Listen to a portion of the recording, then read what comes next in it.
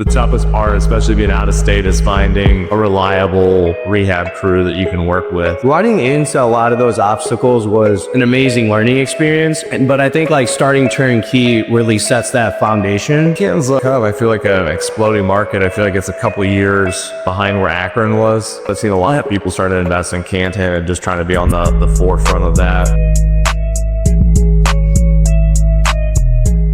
So I'm here with Vijay. Vijay bought a house off of me. You said 14 months ago, correct? Yep, October 2024. Nice. October 2024. And you are one of two people that came to town that I haven't met. Every other person that's ever came to town, I've always been able to make it. I think you said you were in town for a wedding that day, right? A wedding that weekend. Awesome. I forget where I was. I think I was out of town or something. The wife had me doing something on the weekend, right? Yeah, it was that, or I think you were at BPCon, to be honest. You're right, that is around that time. Yeah, it was in Mexico that year. We had all those big storms and whatnot down there. A little bit scary, but made it out. So for those who aren't familiar with the Akron area, VJ bought a house in Firestone Park, one of my favorite areas to buy for my own personal rentals. Kept a few others over by your house recently. So really enjoy that area for the appreciation, I think, and also the cash flow. And I think you get really good tenants over there as well. At your property, you've had the same tenant, right, for 14 or 15 months now? Yep, they renewed their lease back in October, so it's good. Were you able to get an increase, or was the PM team able to get an increase for you? Yes, we did like the standard 3% increase. Awesome. Nothing sexy like a beach market, but 3% still good. So no, yeah, I'm not complaining. It covered the insurance spike, so there has been some slight insurance spikes, especially a lot of lenders start requiring like full replacement value, which really throws off the insurance for me personally. I always try to find the ones that just do a cash value now. Makes it that's different. Have you picked up any other rentals outside of the one you picked up in Firestone Park? I picked up one in Cincinnati. That was actually a BRRRR. So dipped my feet in the BRRRR world. I really like it. It's probably not what you want to hear, but I don't know. Like I want to do a mix. Like I'm actually working on a flip right now in Cincinnati as well. So kind of thinking like maybe if that goes really well, I might just use half of those proceeds to just keep buying turnkey and then kind of keep doing the flipping thing. It's really like I found a really good contractor that I've been partnering with to help on that. So it really is dependent on, to be honest, especially if I'm on. So there's always the toughest part, especially being out of state, is finding a reliable rehab crew that you can work with. I know I hear horror stories all the time. Someone tried to do a flip virtually. It's not going well. So I'm always happy to hear that you were able to pull it off. I will say, I think you probably visited the property, right? In Cincinnati? Oh, yeah. I think that always helps. Sounds like you're a little more hands-on with the investments. Since I know you came to town here in Akron. I was figuring you did the same there. I mean, Chicago's not crazy far away, so I can still make that drive every couple months or so, and it's not a huge deal, right? So it's not like I feel like coming from like California would be different or be a little more tough. I got a few questions here, Scott, going to talk through. How was adding this turnkey property, strengthened either your portfolio or diversification, and sounds like some pretty predictable returns, right? That was my dive into real estate. Like I was doing homework before that for like a year, and then when I purchased that property with you, Steve, like that was my first dip into the actual real estate investing realm. So starting out turnkey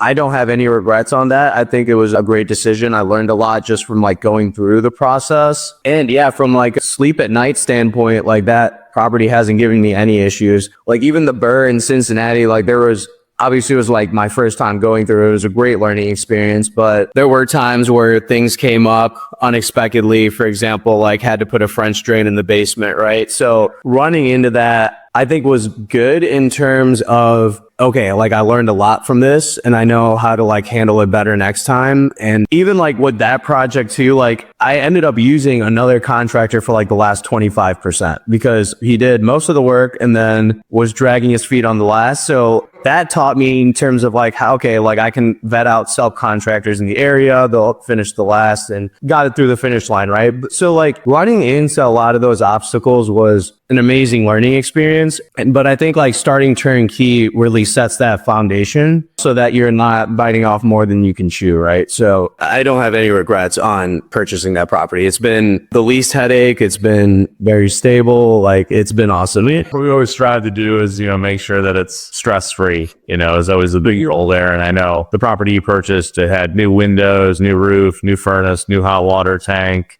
new kitchen, 2 new baths, flooring paint lights. I feel like are pretty standard. So, and those are the ones I run the numbers on when I see them come through the rent to retirement funnel. Because I know like some of the properties you have, like they might not necessarily have a new roof on them, which it probably doesn't need. Like I get that, right? But I do like some of the ones that come through where it's like almost new everything, like new mechanicals, new roof and stuff like that. So those are pretty nice. Like those are the ones I kind of keep an eye on, and especially the ones in Canton too. It seems like you've been putting more properties in Canton, which is pretty cool. Canton's I feel like an exploding market. I feel like it's a couple of years behind where Akron was. I've seen a lot of people started to invest in Canton and just trying to be on the forefront of that. This was your first real estate experience. I mean, compared to like maybe stocks or Bitcoin or other things like that, it sounds like this is a way more stable investment, I would say, based on what you've been talking about. Oh yeah, for sure. Yeah, like the stocks and like crypto and all that stuff, like those are mostly in my like retirement accounts, right? So it's not like anything that I can really use right now. The thing I like about real estate is like it does provide that cash flow now, which I'm not really using. Like I just reinvest that back. But to know that it is coming now and like it's expected to grow just as you hold on to it, like that's what I like most about it. And then obviously the tax benefits, but yeah. So you get the tax benefits, you're getting the monthly cash flow. Tax benefits being your depreciation plus some other stuff you can probably write off, right? Plus you're getting the cash, plus that tenant's paying down that mortgage every month. And at first, it's not huge, but that is adding to your net wealth every month without you doing anything, right? So and so it's the debt that you're allowed to take out on real estate, I think always makes it a game changer. I know you did come visit the area, but being from out of state, what gave you the confidence to, want to close this deal once we started talking? I think like one, I was doing like a lot of just analysis on the Akron market. And then I think,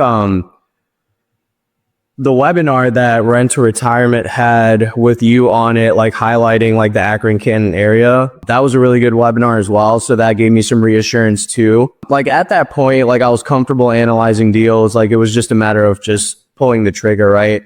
I did like the fundamentals of the market as well. So it was just crossing off a lot of boxes. And, again, like Rent to Retirement had speaking highly of you guys as well. And I could also tell just from like your communication style, like when I was answering questions or when I asked questions, like you would get back to me in a pretty good timely manner. You would send over pics. Like the whole crew was pretty nice when I went and met them in Akron as well. So yeah, like I think like just from that, you could kind of tell like, okay, these guys are doing some good work. And then you just kind of pull the trigger from there. So yeah, I always try to make sure I'm real serious about getting responses quickly to people. I sometimes, I probably made the joke with you on the phone too. I'm like, if I don't respond within 4 hours, you should let my wife know something's wrong. So I always try to make sure super responsive just because it shows how serious we are about, getting it done. And then just doing the best to stick to timelines because a lot of these are pre-sold. I think yours was under contract before it was done. Just making sure, try to stick those timelines.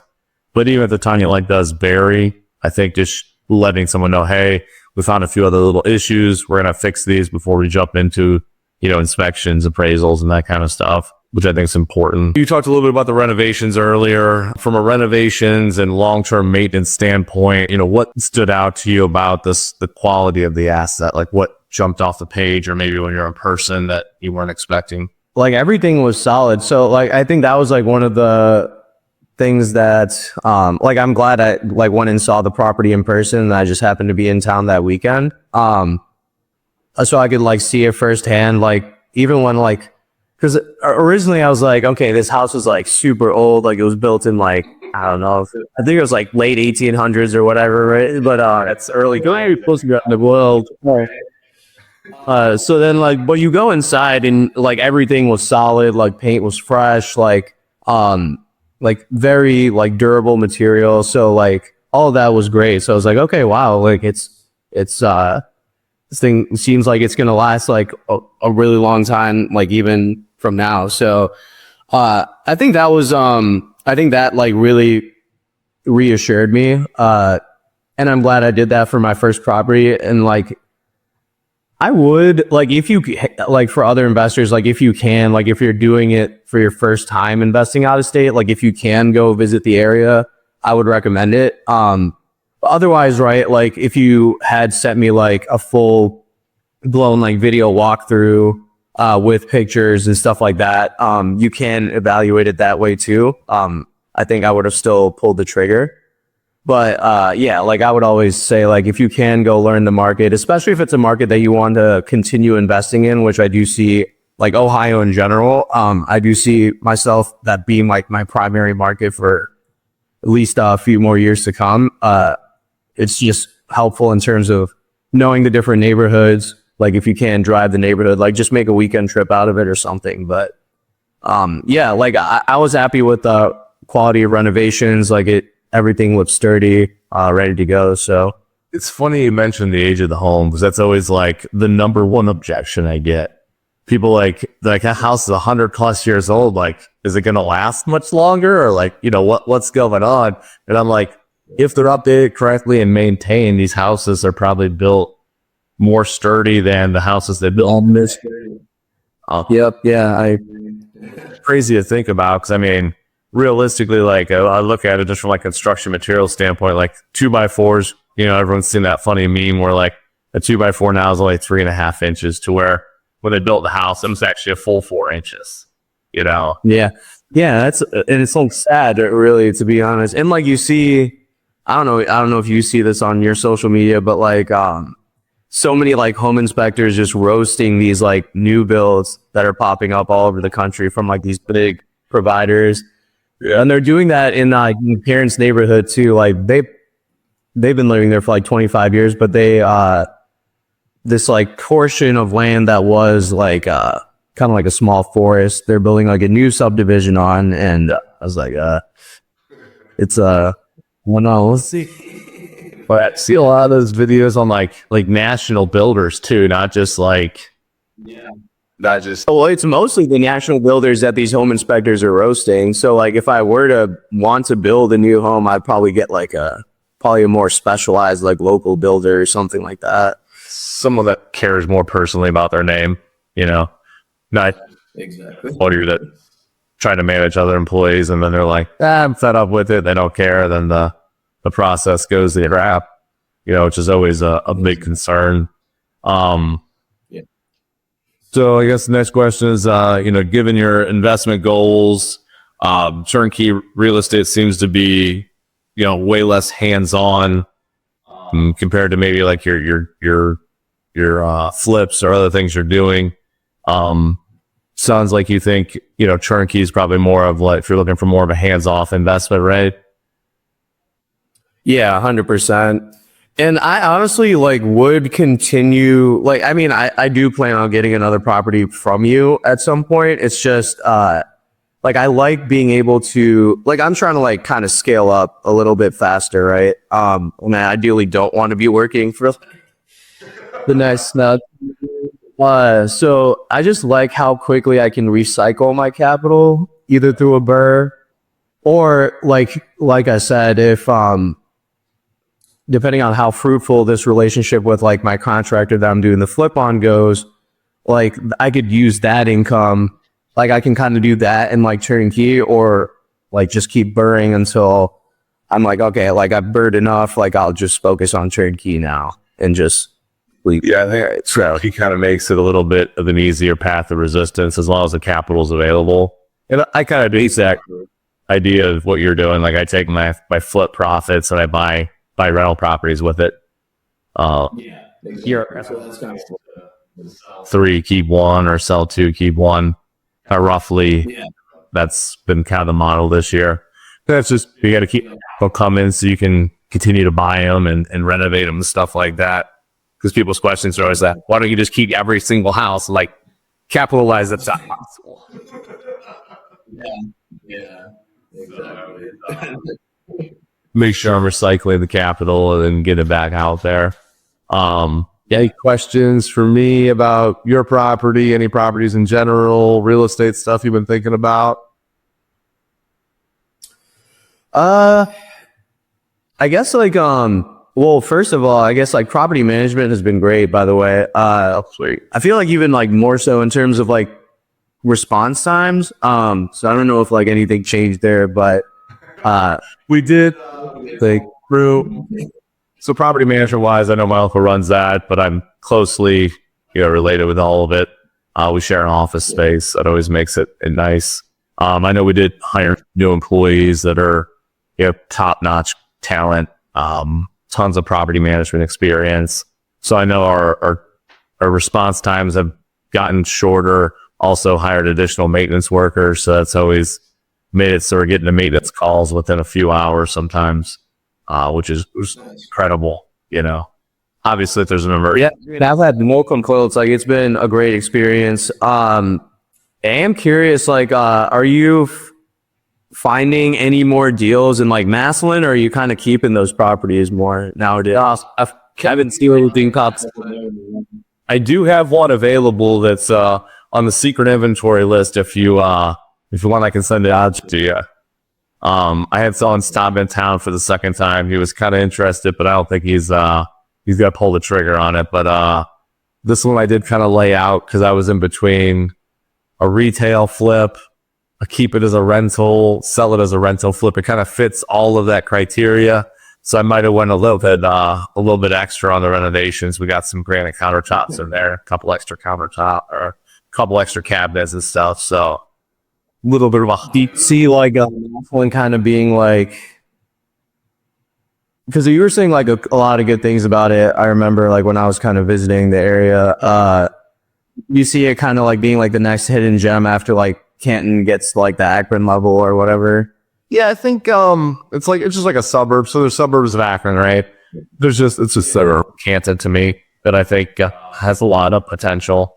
It's Maslin has one of the top football programs in the area. Schools are good as well. They just take a ton of pride in their city. Maslin's just well known for sports, athletics, stuff like that. So I think that's something that kind of keeps that community vibe or that community feel together, which is huge. Yeah. But yeah, I really like Maslin. I'll send you the property when I get off here so you can check it out, see if you like it. But it's been one I've lost back and forth on selling or keeping or what to do with it. That's fair. I guess outside of that, question on more on like the deals, either like on rent or retirement or whatever. I guess like one of the things that when I did my feet in and like bought that first property, closing costs were a lot higher than I thought they would be. And I feel like that's just been the case for my second deal and even like for the one I'm like working on in terms of a flip. Like, do you ever offer like flexibility in terms of like, hey, like if you, because I do see that in rent or retirement, you're offering like $2,000 to like help cover closing costs or whatever, right?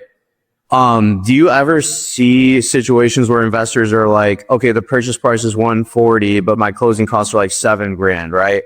Like if we can make the purchase price $145, but you close like all my closing costs, so I don't have to come out as much out of it. Like, do you kind of finagle things like that, just to like kind of make things work?